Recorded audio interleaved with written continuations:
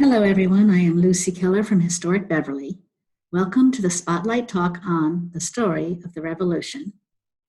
Spotlight Talks are brief, informal presentations on objects from the Historic Beverly collection. For this Spotlight Talk, I will be discussing the book written by Henry Cabot Lodge titled The Story of the Revolution. I will talk about the book, the artists, and the artwork involved in creating the two-volume set. This Spotlight Talk will not cover the actual history of the Revolutionary War. However, it will highlight some of the key locations and events that took place during that time period. Please note, unlike other Historic Beverly Spotlight Talks, I will not be switching between the slides and a live camera. Let's begin. Henry Cabot Lodge was born in Boston in 1850 to a prominent Massachusetts family. He was the great-grandson of the famed Beverly merchant and politician, George Cabot. He was father to Henry Cabot Lodge, Jr., the three-term senator from Beverly. Lodge attended Harvard University as an undergrad and also received his PhD in history from Harvard. In the 1880s, he ran for political office, first in the state legislature and then in the U.S. Congress. He was elected to the United States Senate in 1892, and he remained in that office until his death in 1924. He is best known for his position on foreign policy, especially his battle with President Woodrow Wilson in 1919 over the Treaty of Versailles. The failure of that treaty ensured that the United States never joined the League of Nations. For the purposes of this Spotlight Talk, it is important to note that Lodge was not only a notable politician, he was also a prolific writer. Some of the literary works that Henry Cabot Lodge wrote in his time include Alexander Hamilton in 1882, Daniel Webster in 1883, George Washington in 1889, Hero Tales from American History with Theodore Roosevelt in 1895, The Great Peril of Unrestricted Immigration in 1898, and, of course, the focus of this Spotlight Talk, The Story of the Revolution, in 1898. Not only was Henry Cabot Lodge prolific in his book and journal publications with 23 publications written between 1877 and 1925, a span of over 48 years, he was also a seasoned and constant contributor to Scribner's magazine. Scribner's magazine was an American periodical published monthly by the publishing house of Charles Scribner's Sons and was published from January of 1887 through May of 1939. The magazine was created to compete with Harper's Monthly and the Atlantic Monthly. It was the first of any magazines to introduce color illustrations, which is important to the fact that Lodge commissioned colored works for his book, The Story of the Revolution. Scribner's editor, Edward Burlingame, hired the best artists in the country for the magazine, including Howard Pyle, Howard Chandler Christie, Maxfield Parrish, Rockwell Kent, and Frederick Remington.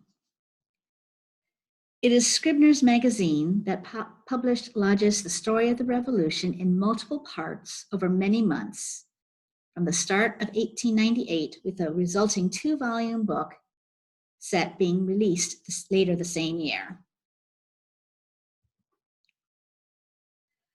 On the heels of writing The Great Peril of Unrestricted Immigration, Lodge, who is also a noted nativist, set forth on creating his great literary work, The Story of the Revolution.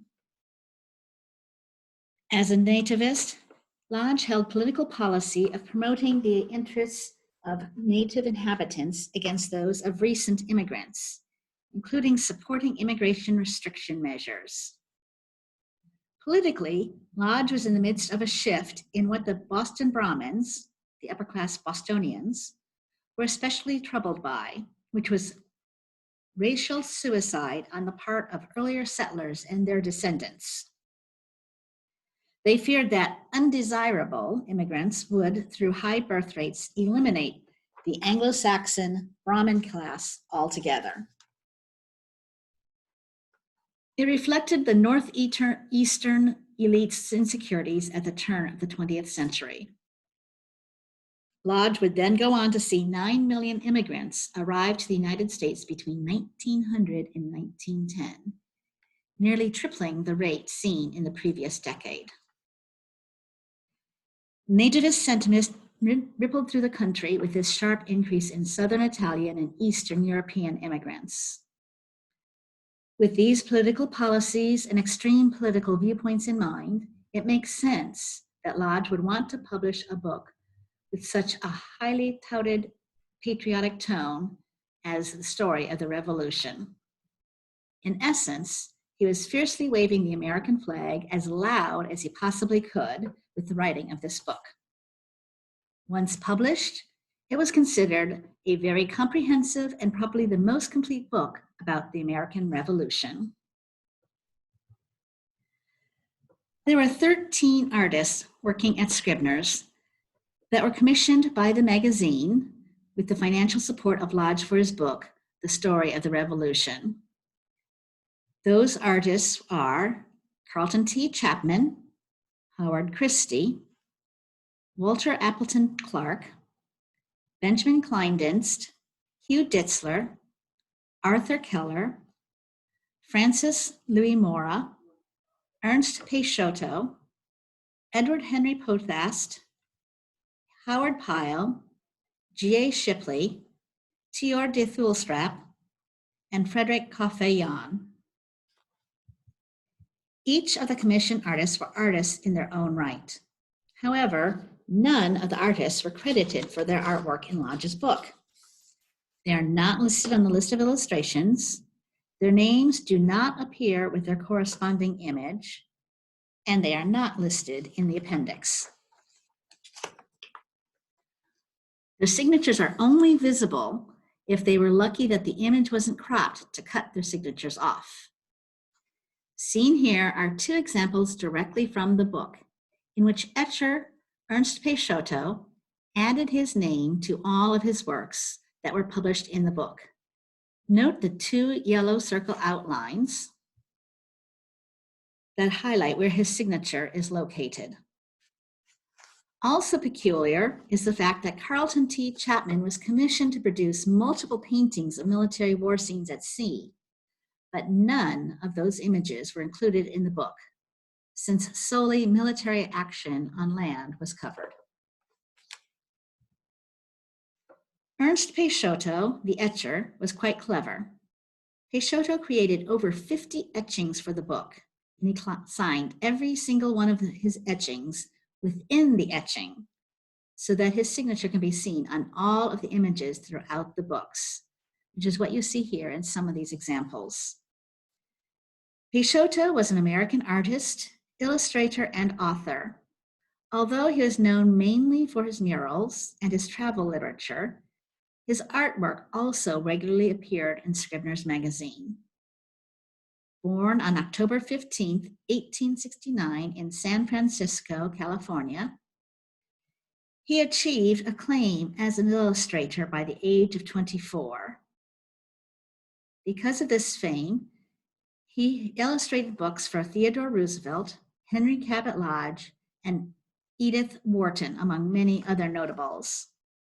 Later in his life, he became a renowned mural painter, and as a member of the Board of Design for the 1939 New York World's Fair, he supervised the art decoration for the fair.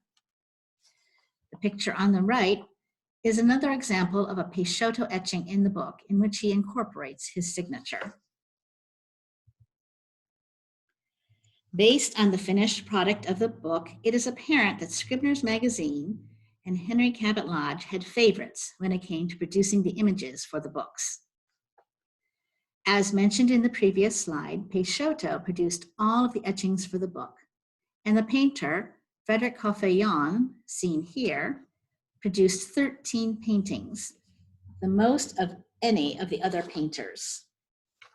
Born in Indianapolis in 1874, Jan went on to study at the Indianapolis Art School during his first student year, and then studied at the Art Students League of New York under Henry Siddons Mowbray. His career focused on paintings and illustrations of military and frontier subjects, specifically found in magazines including Scribner's, Collier's Weekly, and Harper's Weekly. His style was set early, and his specialty was accuracy of expression. At 23 in 1898, his illustrations were included in part of a touring exhibition, Story of the Revolution, and Jan was credited as star of the show.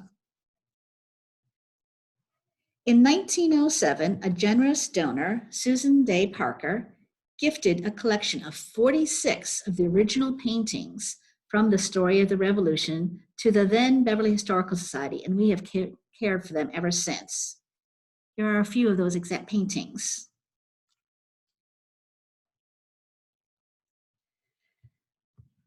On this slide, we see Paul Revere rousing the inhabitants along the road to Lexington by F.C. Jan.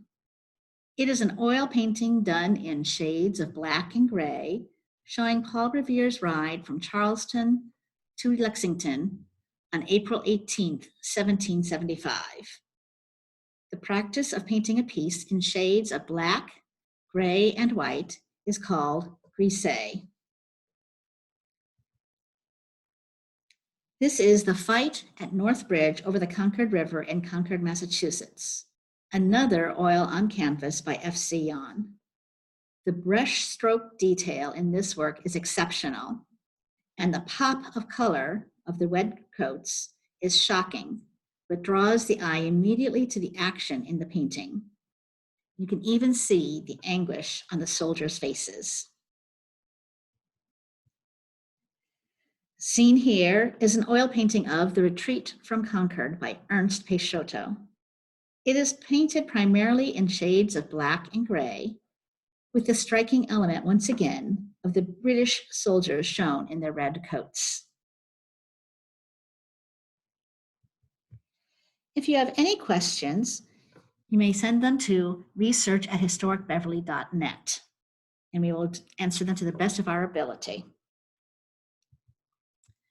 So most of the images in this presentation can be found online at this website, on the Beverly History websites.